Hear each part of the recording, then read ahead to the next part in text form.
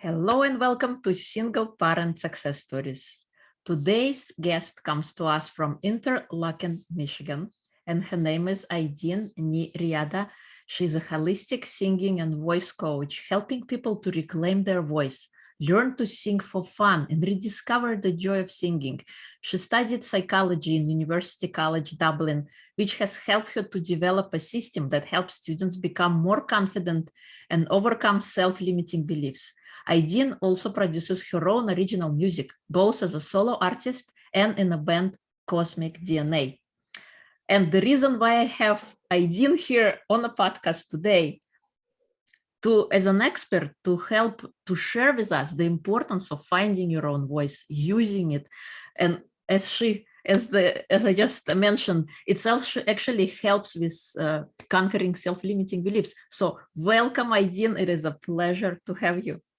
Thank you. It's a pleasure to be here, and I love talking about this subject. You know, it's my mission to let people know that even if nobody else listens to you, your voice does have value.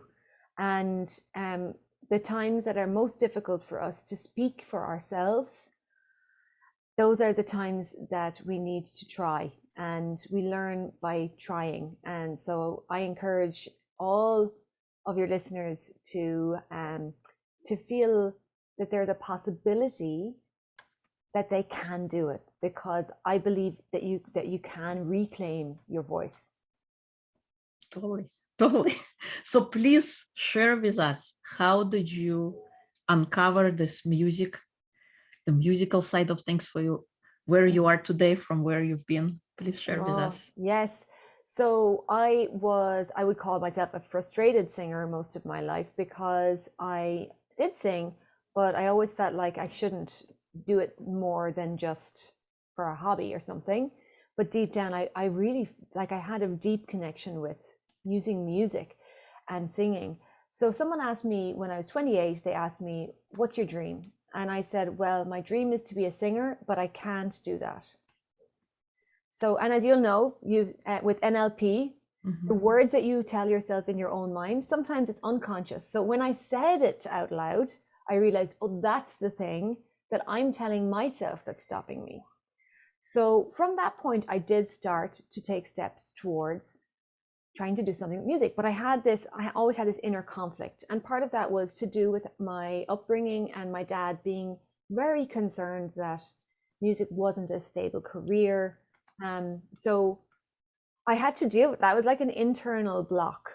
And even though I feel more me when I am including music and singing in my life, I didn't feel that was what I was supposed to do. And I was listening too much to my dad's voice in my head. It wasn't until I started meditating and, really dealing with my internal kind of calming that internal dialogue, and also healing my past a little bit, that I started to really make some changes that allowed music really be part of my life. Wow, I love it. And yeah, because we grew up with so many influences in our life, with our parents, with our caregivers, and because they are figures of authority, we tend to listen to them and take whatever they say as a given and trust 110% to what they say. Yeah. And they may have the best interest at heart for you, but you have to rediscover your own voice. You have to rediscover who you are. Yes. And our mind, also like a side effect, always concentrate on the negative. So if somebody says, oh, you cannot do it, if you take it in and you kind of believe it, this is the confirmation you're going to find in life. Yes. Of the same instance. So definitely. How did it impact in your life? Like once you discover that gift of singing and writing your music, how did it change your life? Well, the first thing that happened was I had decided I wanted to work for myself. So being practical, I said, okay, well, what skills do I have? And I looked to my previous jobs and decided I would do nutrition, because I'd done that for a few years and worked in health stores, and also image consulting, because I had been a personal stylist for people as well. So I set up my first business, Pure Soul Style, which was about giving you confidence through what you eat and what you wear. And after 1 year, I was like, why am I doing this? Like, I don't feel fulfilled in it. I didn't really promote myself well enough. And I just made almost like a request to the universe, please help me do something more with music. I want music to be my part of my life. And I don't mind if I don't earn all my money from music, but because in my mind, my dad used to say you can't make money from music. So I don't mind if I don't earn the money from music, but I really want to be spending my time on music. So what happened was I had a divine inspiration. Now I know it was a divine inspiration because it wasn't what I wanted to hear. It was something that came into my mind and it said, do a singing workshop for adults. And I was like, okay, you want me to teach singing? What? I'm a singer. Hello. So part of me was like rejecting this idea, but another part of me, because I was meditating, understood that this was something that was in alignment with me doing more music. And it was definitely one option that I could look at and maybe try. So I chose to listen to that voice, and I did a workshop that February. And by 6 months later, I had a name for my business Facebook page, and I was teaching people one-to-one, and that helped me to then go to India on a spiritual trip. And it also led then to me being featured on TV in Ireland and my dad being really proud of me. And then when my ex-boyfriend contacted me from America, he said, I'll pay for your ticket. So I went to LA, all based on this decision to follow and voice that was in my head, that was an intuition. And since doing that, I am now married to my ex-boyfriend from Los Angeles, and he moved to Ireland for 3 years for me, and now I'm in Michigan because his mom's here. So Mike was very instrumental because Mike is a musician himself. He's a music producer. So really, even though I wanted to do singing and I wanted to be a performer, it was almost like I had dues to pay. I needed to give the gift of singing to others and see others find that joy within themselves. Because once I had that, I had fulfillment. I didn't feel any emotion about, oh, I wish I was singing more, and oh, I wish I was honest. You know what I mean? You get these feelings sometimes of the things that you think you can't have. So no, I didn't really feel like I couldn't have it anymore. I was like, well, maybe not. We'll see what happens. It made me feel free. I was spending all of my time in music related stuff. I was promoting people to start singing and to start interacting with music and songwriting as well. And I saw so many amazing stories from my clients that it was like when Mike was like, let's release a single, I was like, it's the icing on the cake, and we're going to release an album during 2022, I hope, as well. Oh, wow. Incredible. And all of that just from listening your voice. Yes, my inner voice. The one I didn't want to listen to. I think it's important because oftentimes we trust others so many times and we choose to ignore ourselves. We would trust doctors with our health. We would trust, and I'm not saying doctors are bad, that's not what I'm saying. But our belief always is somewhere else. And we disregard our inner knowing. Meanwhile, we have all the answers inside of us if we choose to listen. I really believe in that inner voice now, but I also understand about my personality that I often rejected good feedback from others. I was very angry at the world for a long time, and I didn't want, when someone said, maybe you could consider this or that or the other, I'd be like, immediately, no. Like, and that when I heard that inner voice, it was almost like I immediately went, no, that wasn't my idea. So it's really good to feel like I can consider it, instead of being black and white about it, that's a yes, that's a no. And that was something I always wanted to do. When something new comes in, if your brain has never thought of it before, sometimes that's the answer. So I definitely believe in quietening the mind a little, doing some work on ourselves. I think that's really important. We have to look at ourselves sometimes, but then start following the breadcrumbs that are leading us into the life that we don't know is the right life for us. Right. I love it. What is the most exciting thing in your life right now? Well, deciding to do the album is very exciting. And I really have to share this one strategy that's changed my life around this. Okay. Okay, so I've been doing a lot of journaling and doing some courses before Christmas. And one of the teachers mentioned something called affirmations. So like affirmations, but with an O. Mm. So some of you probably have heard of it already. But what it is it's based on the fact that our brains like to answer questions. Like if I say to myself, why is my hip hurting me today? Your brain will go, oh, you hit it off the side of the table, or you didn't take your fish oils this week, or it'll always answer it somehow. But we ask ourselves a lot of negative questions. We ask ourselves, why is my business not doing well? Why is my kid not answering me? Why is my mother-in-law so annoying, right? Whatever it is.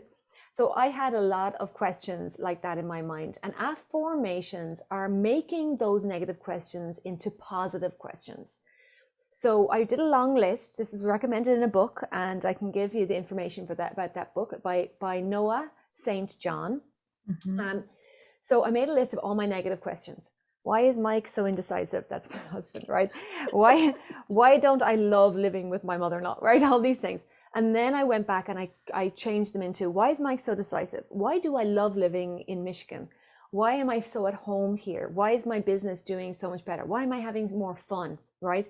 Mm-hmm. And what happened was, after 3 weeks of doing this, not only was things in my own life changing, I actually had a question pop into my mind. Why am I a successful and loved recording artist? Mm-hmm. Now, this was the deep down question that I was not allowing myself to ask myself. This was the one that I was sure wasn't meant for me, and I was a teacher now, and I don't need to be thinking about those things.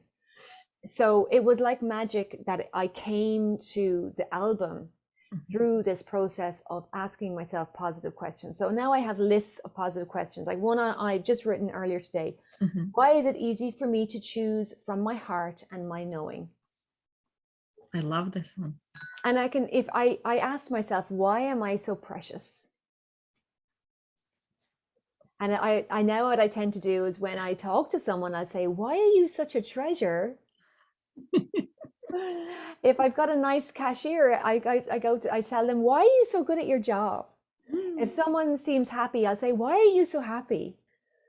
And what it does, the fact that it's a question implies that it is 100% true. Why are you so happy? Well, I'm happy. That's the truth of I am happy is implied. And why makes you look for evidence.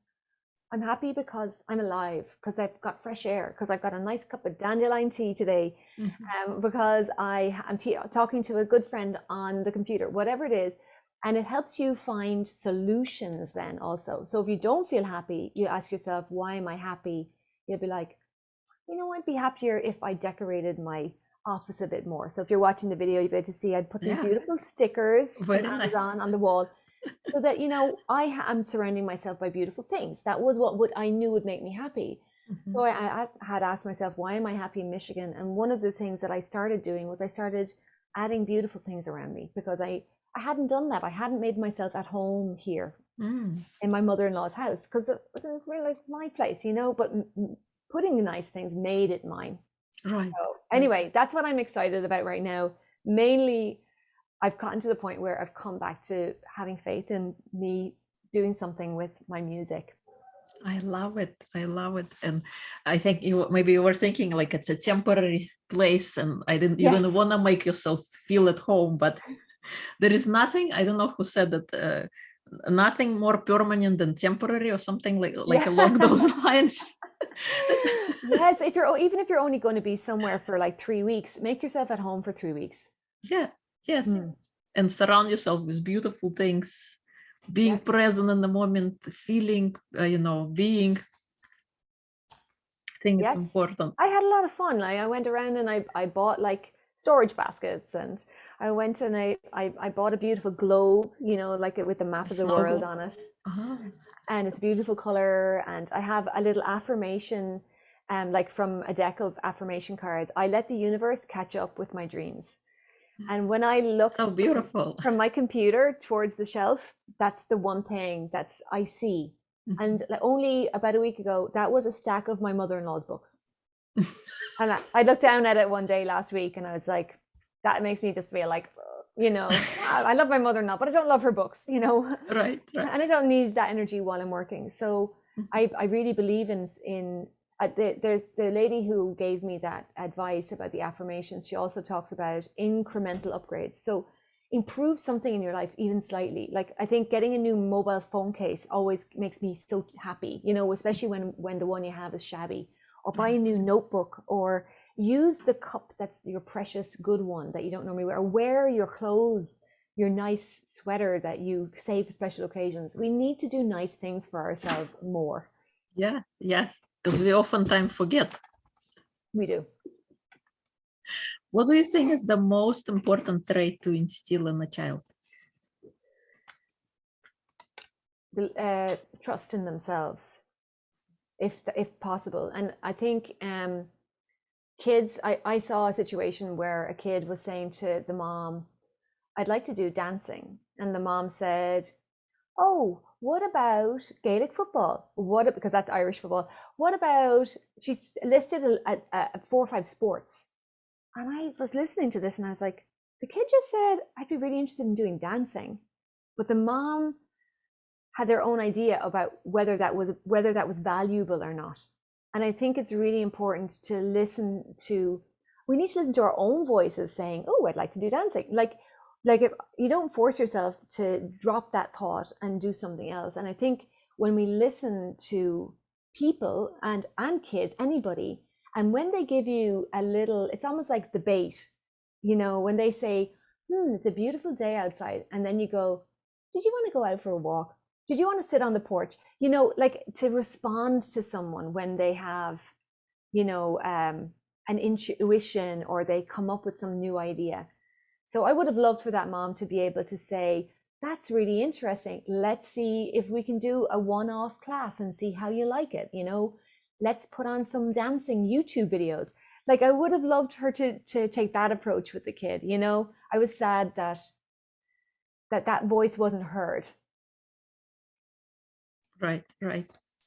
Because I guess as parents, we think we have the best interest for the kids in mind, but oftentimes maybe we're projecting our own thing, like what we would like to do, and Yeah. we wish they did it too, but it could be different. It Who doesn't have knows to what the be. mom was thinking, that maybe Gaelic football is cheaper, or maybe that the dance classes are in the town a half hour away. So she probably had some other thing in her mind. But I think there's always a different way to do it. There's like the YouTube video idea, or like I really feel like when you get little intuitions, like my intuition to start my business, like with one singing workshop, we have to listen to those kind of suggestions, and when they're new, talk about them, like not just go, what about something else? Consider it, just think about it, like maybe. Right. Totally. What kind of advice can you share with single parents when it comes, to singing and how it would help? I mean, one of the big things that I work with singers is around their identity and their sense of what they're able to do. And the sense of what we're able to do often comes from our past, what we have been through. And we can feel very like lacking in confidence when we've been hit with some difficult circumstances, or when we've tried to achieve something and it's failed. So I like to work with people with the songs that they choose, that if they pick a song that's like, oh, Love Hurts, for instance. I had a student come with Love Hurts. Love hurts, and I was like, and she normally doesn't sing those kinds of songs. And so I asked her about it, and it turned out that she didn't really feel that certain people in her life were understanding that she was overwhelmed at the time. And she didn't feel that she could tell them. So it was almost like the song helped me talk to her about where in her life she needed to have a voice, and so I love to help people work through where they're at by having a playful, joyful experience with music, that because the music will hint at the thing that can heal in that moment. Yeah, yeah. I mean, for myself, singing became a part of my remedy for recovery after breakup, separation, and divorce, because for many years I was quiet. I would never express how I feel because I want to be convenient, compliant, and not to quarrel. And Yes. oftentimes swallowing your own feelings. And when we do that consistently, we lose our identity. We not gonna recognize ourselves who we are a year later. And so, oh, we all do it, you know. I was I really was I was struck by this in the last day or two, because what I do is I try to do things in a real go, like forcing myself to, like, this is the first week of the year that we're recording this. So I basically tried to fulfill every goal for the next year this week. I was like, okay, this, and then I had loads of new people I was meeting through. I was like so stressed out, and I realized that it was because I wasn't really tuning in to me. So it's really important to release what we think other people need from us, and even release what we feel is important, to really tune in to ask that question, what is really important? Because sometimes the thing that's important is to take a break, or to sit down and play music, or to put on your favorite song. I'm really loving Brave by Sarah Bareilles. You know, I want to, you know, don't hold back and let the words out. Let the words fall out honestly. It's really high, actually, so it's a little bit higher than I'd be comfortable singing right now. But it was interesting because I really feel, you know, when we empower ourselves with songs, it changes your vibration, and it helps you feel positive again. yes, totally. In fact, I recommend listeners to do 10 minutes of joy every day, whether it's dancing, or if you don't like singing, you know, dancing, moving your body, doing something that sets your soul on fire every day, 10 minutes, and see how it will change your perspective on life. I love it. Good advice. I need to take that on board myself. What sets your soul on fire? I just love, I mean, very simply, I love being outdoors and everything, but I feel like I need to do that. I actually need to go dance around the room and play my, you know, 3 songs would get you 10 minutes. Yes. You know what I mean? So you just need a playlist of 3 songs, and, you know, allow yourself to be with that and move.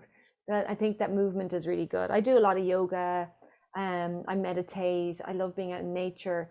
But a part of me, because of my childhood influences around singing not being important or not being valuable, I probably, even though I'm telling people to do it all the time, I'm not doing it as regularly as I should. So I'm like writing with my husband, you know, once a week, when I could be doing something every single day. So I need that advice too. Awesome. I love it. What do you want to be remembered by? I would love to be remembered, I guess, for being there for people. One thing I say to my husband is, I'm here for you. And I feel like one of the biggest problems, and it's making me emotional talking about it right now, and maybe some of your listeners feel this way right now, is when you feel like you're completely alone. And when you feel completely alone, that's when the dark thoughts can come in, and desperation, and, you know, despair. So I always respond to emails that I get. I actually, that reminds me, there's one that I have to still reply to, but I love letting people know that they're not alone. You know, even the experiences that you've had, you're probably not alone in that experience. Even, you know, there's probably someone who's had something similar happen. So don't feel alone if you can help it. Like, reach out. I really believe that, you know, if some people remember me for being there for them at a time when they needed a friend, then I'm very happy. Yeah, I love it. Yeah, and if any listeners are out there, if you feel alone, come join my community, Limitless Women, self-love mindset and support for relationships. So you are not alone, so that you can have a community of like-minded people. Because oftentimes when we are in our head and we don't want to, because sometimes stuff is difficult to express, or it's, I call it, it's not normal or not appropriate, and we keep it to ourselves. And when we don't speak out, we cannot be helped if we keep quiet. we're not going to be Yeah. able to help. Yeah, and I think that when we make it about yourself as well. So the woman I was talking about who was singing Love Hurts is a teacher, and she had a student that was disruptive and needed a special assistant, a special needs assistant. But she didn't tell the head teacher that she was overwhelmed and that she was suffering. She was making it all about the kid needs this, but actually she needed it. And I think when she expressed that to the principal, that was a different energy, you know. So sometimes you have to be even more honest than you feel comfortable with to truly express what's real, and that will lead you to feeling better. Yeah, yeah. What are some of the current projects that you are working on? Well, I am working on my first book, actually. That's my fun. It's called Start Singing. So it's about the confidence in singing method, which is really about confidence first rather than technique first. So the way a kid, when they're little, will just very confidently sing the song quite badly often. And if they get like some people, what they do with kids is they think if a kid is 3 years old and it still sings out of tune, that they're a bad singer. That's not the case. Please don't think that. It's when you allow a kid to keep singing and they have opportunities to sing with others and sing with, like, they need to be in environments where they're relating to music. So maybe a group singing environment or a band or singing along to the CD. But that confidence is really important, and you can learn from that feeling of it's okay if it's wrong, it's okay if it's a little bit off. I'm having fun, you know. So let's not be perfectionist about it. Have fun with it. That's more important. I love it. Totally, totally. If people would like to find you, where would they go? Well, I also have a Facebook group which I'm changing the name of, actually, so I don't know, maybe you'll have to look that up through my regular page. So Confidence in Singing is the name of my Facebook page. And I'm on Facebook and LinkedIn and places like that. And confidenceinsinging.com is my website address. Yeah, so come find me and do a free voice consultation, and see what's possible, because it's a lot of fun. The process is fun. This is one thing that's really important to me. I'd like to bring joy into the actual process of learning, because you don't know if you're going to sing in front of someone, maybe, or you don't, that's not even that important.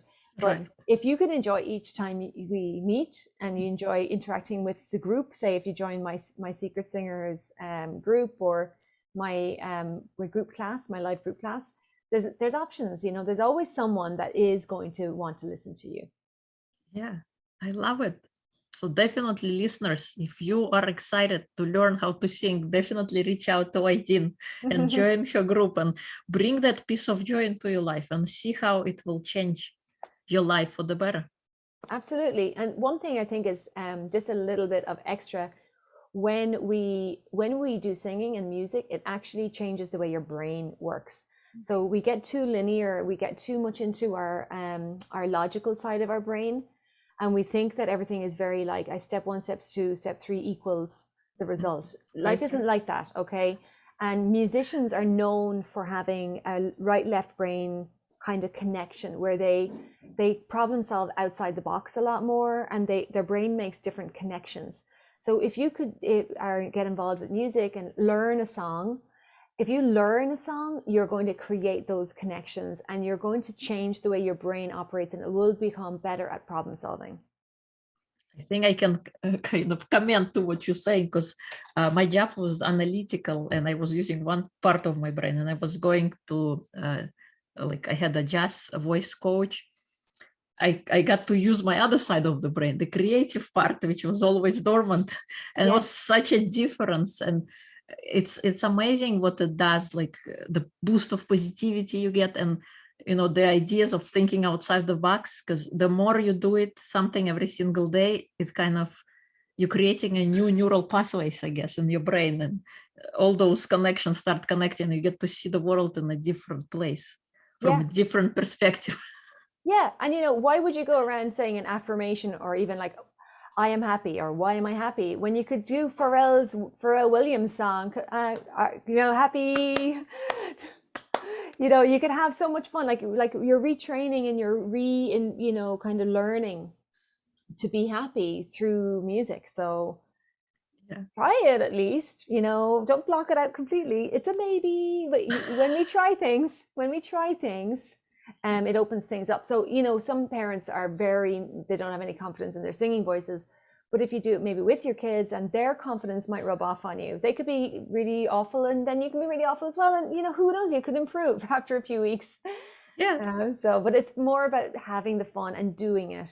You don't have to sound like Whitney Houston, honestly.